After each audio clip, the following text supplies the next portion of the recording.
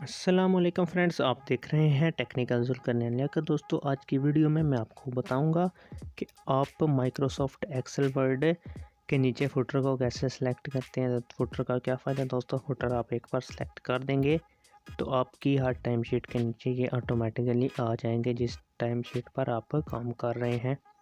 तो दोस्तों, मैंने अभी एक जो है वर्कशीट को ओपन किया है। इधर मैंने एक फॉर्मेट बनाया हुआ है डीजल का। तो मैं अभी इस फॉर्मेट के ओपन करने के बाद मैं प्रिंट पर क्लिक करता हूँ। तो दोस्तों, आप नीचे देख रहे हैं जिधर मेरे ये माउस का तीर आ रहा है कि इधर अभी तक कोई भी चीज़ ऐड नहीं है। तो अब मैं बताऊंगा कि आप फुटर को कैसे सेलेक्ट करते हैं। आपने पेज सेटअप पर क्लिक करनी है, उसके बाद आपने हेडर या फुटर पर क्लिक करके नीचे आके फुटर पर आपने क्लिक करनी है।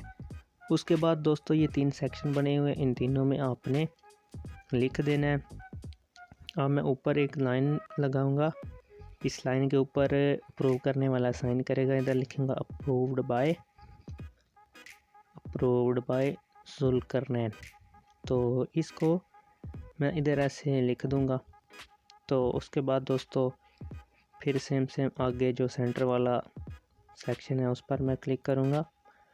इस पर क्लिक करके इधर भी पहले ऊपर लाइन लगा देंगे ताकि नज़र आने में अच्छा नज़र आए।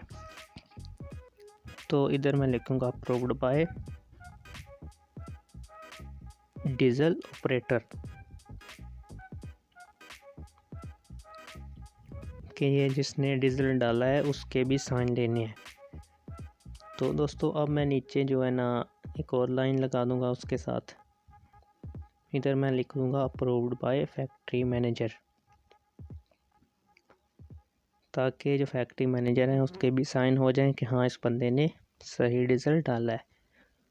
ये मैं तो डीजल का आपके साथ वैसे ही जिक्र कर रहा हूँ, बस ये आपको ये सिखा रहा हूँ कि आप फुटर को कैसे ऐड करते हैं। और फैक्ट्री मैनेजर का भी इधर लिख दिया है। तो उसके बाद लिखने के बाद मैं इसको नीचे से ओके कर दूंगा। जैसे ही मैंने ओके किया, फिर मैं ओके करूंगा तो मेरी एक्टिव टाइम शीट के नीचे ऑटोमेटिकली ये नीचे सेलेक्ट हो जाएंगे। ये टाइम शीट के नीचे नज़र तो नहीं आते, लेकिन ये ऑटोमेटिकली सेलेक्ट हो जाते हैं। तो दोस्तों, वीडियो पसंद आई हो तो लाइक कमेंट, वीडियो को सब्सक्राइब करें नेक्स्ट वीडियो के लिए। दोस्तों, अल्लाह हाफिज़।